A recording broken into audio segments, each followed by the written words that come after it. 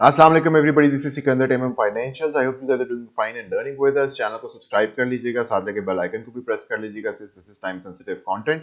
और तमाम वो भाई जो मार्केट में ट्रेड करना या टेक्निकल एनालिसिस को लर्न करना चाहते हैं उनके साथ जरूर शेयर कीजिएगा। माजरत आप लोगों से, मैं एक दो दिन वीडियोस नहीं बना सका, बट आई होप आप लोगों ने एमएम फाइनेंशियल की वेबसाइट पर सब्सक्राइब जरूर किया होगा, जिसमें हमारी डेली रिसर्च रिपोर्ट जो है वो शाया होती है। और अगर नहीं किया हुआ तो प्लीज जरूर कीजिएगा mmfinancials.pk। So let's jump into the weekly chart at on the KC 100। KC 100 पे वीकली में हमारे पास 55 is in support, 21 is exponential जो है हमारे पास इज इन रेजिस्टेंस। और लास्ट टाइम हमने ये देखा था लास्ट क्लोज के साथ कि we were above 21 exponential and below 50 simple now। There is a little difference, 55 is holding us right now। और 55 exponential जो है obviously it's a flattening posture, एक बहुत ज़्यादा inclined posture में नहीं है, which means कि एक बहुत मजबूत support नहीं है ये। So let's see in the shorter term time frames and what kind of confluences do we get। So daily chart में हमारे पास जो एक जंप आया है फ्रॉम दिस पॉइंट, उसमें हमारे पास अब 21 exponential on the daily time frame is resisting the price action over here. यहाँ पे जो थोड़ी सी मेन चीज़ है that is going to be something जो कि हमारे पास RSI पे है कि I have always told you कि जब हम जनरली 50 लेवल के बिलो होते हैं वी आर बेरिश, जब उसके ऊपर होते हैं we are bullish. So you can see it over here कि हमने 50 लेवल ब्रेक किया और उसको एज ए रेजिस्टेंस भी रीटेस्ट कर दिया और आज उसकी शायद कंटिन्यूएशन जो है वो शुरू होने वाली है। So let's see hourly time frame में 200 simple moving average, I am told you कि उसमें आपके पास बहुत ज़्यादा अहमियत होगी। लेकिन उसके पास जब हमने उसको ब्रेक किया था तो उसके बाद हमने उसको एज रेजिस्टेंस नहीं टेस्ट किया, हम वापस उसके ऊपर जाके क्लोज हो गए। So that was a bear trap situation. लेकिन वो बेयर ट्रैप अभी कंफर्म नहीं हुआ। क्यों नहीं हुआ? क्योंकि RSI हमारे पास आवर्ली पर भी बेरिश जोन में ही मौजूद है। We haven't still be able to come above the 50 level.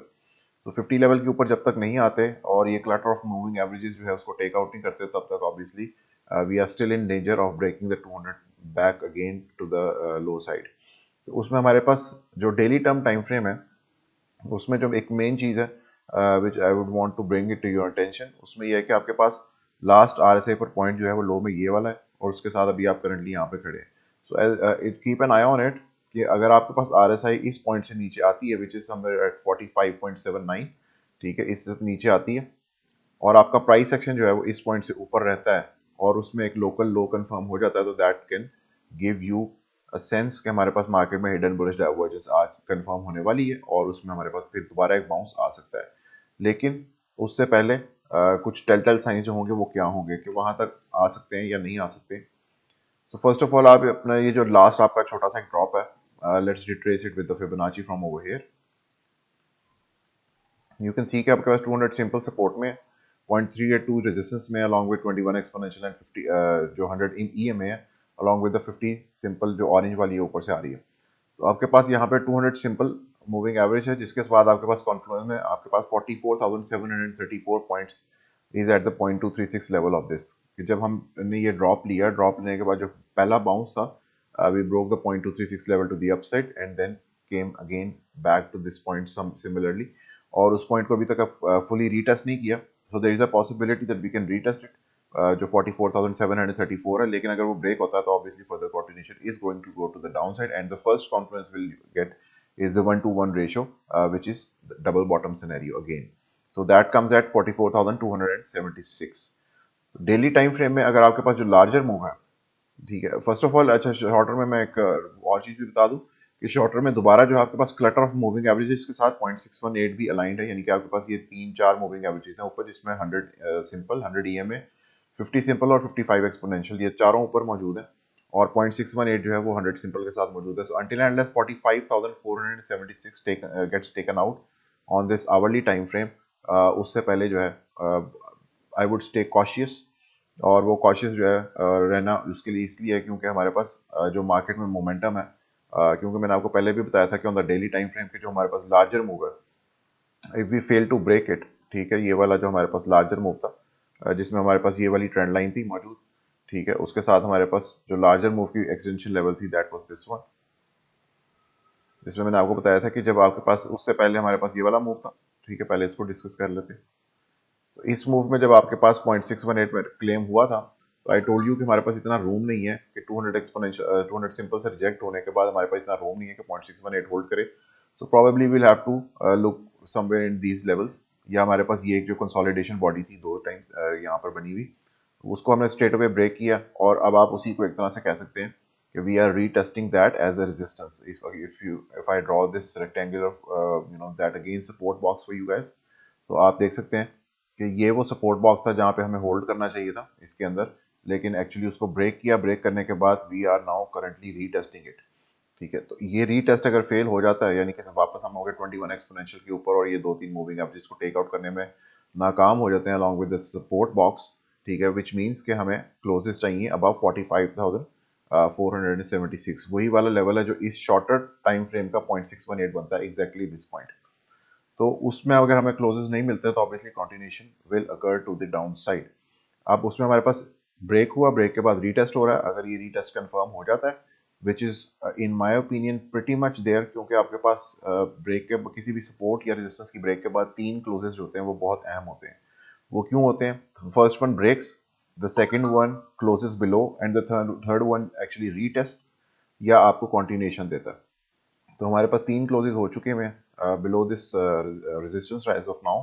तो आपके पास further continuation to the down side आ सकती है अनटिल अनलेस के कोई मोजाती तौर पे आपके पास कोई कैंडल आए और that breaks all these cluttering moving averages and closes above 45,500 points approximately. तो अगर ऐसा नहीं होता तो obviously time is a variable. ठीक है, इसके लिए सारी ज़िंदगी वेट नहीं किया जा सकता कि ये किसी दिन आएगी ऊपर और क्लोज कर जाएगी। ऑब्वियसली मैंने आपको बताया कि जो यहाँ पे अब आपके पास very soon there is going to be a tip of point as well, जो कि मैं प्रीवियसली भी एक दफ़ा एक्सप्लेन किया था कि जिसमें तमाम मूविंग एवरेजेस जब एक डिक्लाइन में आना शुरू होती हैं, प्राइस एक्शन उसके नीचे होता है, तो क्या होता है कि समवॉट लाइक दिस, कि आपके पास एक जो लास्ट स्टैंडिंग रीटेस्ट होता है वो वहाँ पे खड़ा रहता है प्राइस एक्शन, लेकिन with the passage of time and not volatility not coming in, तो क्या होता है कि वो इस तरह करके एक आराम से राउंड ऑफ करके it slips to the down side. So that comes the tip of point below the moving averages. बिल्कुल उसी तरह जिस तरह अबव द मूविंग एवरेजेस आपके पास एक राउंडेड जो है वो रीटेस्ट आता है, तो इसी तरह ये राउंडेड एक रीटेस्ट ऑफ रेजिस्टेंस भी हो सकता है। सो बी वेयर ऑफ दैट, क्यों, और अगर वो आता है तो फर्स्ट जो चीज प्ले में आएगी that is going to be again the 0.236 level. ये मैंने आपको प्रीवियसली भी बताया था कि अगर हमारे पास जो है वो रीटेस्ट नीचे से आता है कहीं से और मार्केट वापस नीचे करती है, तो मुझे डर है कि 0.236 जो है वो दोबारा प्ले में ना आ जाए उस of this shorter move of the larger one. ठीक है, उसमें लार्जर वन में मैंने आपको बताया था कि we can not be bullish until and unless we close above, एक सेकंड में इसको हटा, until and unless we close above this one। ठीक है, ये वाला जो 0.618 है, this 0.618 lies at 46,586 पॉइंट्स, और उसके साथ हमारी ट्रेंड लाइन भी कॉन्फ्लुएंस में थी, बट उससे नीचे हमारे पास 200 सिंपल थी विच वाज द रेजिस्टेंस। और उसमें क्या होता है कि हमारे पास जो लार्जर मोमेंटम है उसके अंदर हमारे पास एक अनदर लोअर हाई है। So that lower high indicates कि lower low could be incoming until and unless we put in a reversal from this point or from the point that we are standing from। लेकिन यहाँ पे जो RSI है that is telling us that we are now in the bearish zone। bearish zone में मतलब हम 50 level के नीचे आ चुके हैं। तो आपके पास दो चीज़ें होनी चाहिए अगले 2 दिनों में।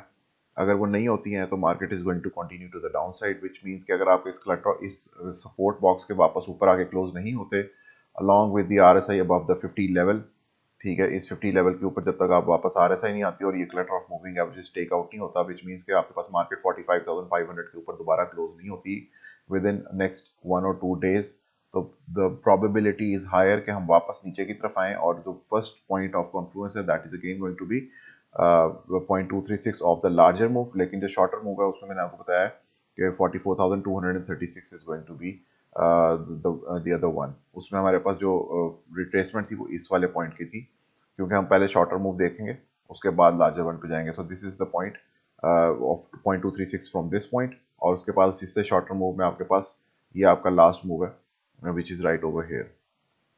ठीक है, इसके अलावा आपके पास एक लास्ट सिनेरियो है जो कि मैंने अभी आपको दिखाया कि लार्जर मूव का 43,800 अप्रॉक्सीमेटली पॉइंट बनता है।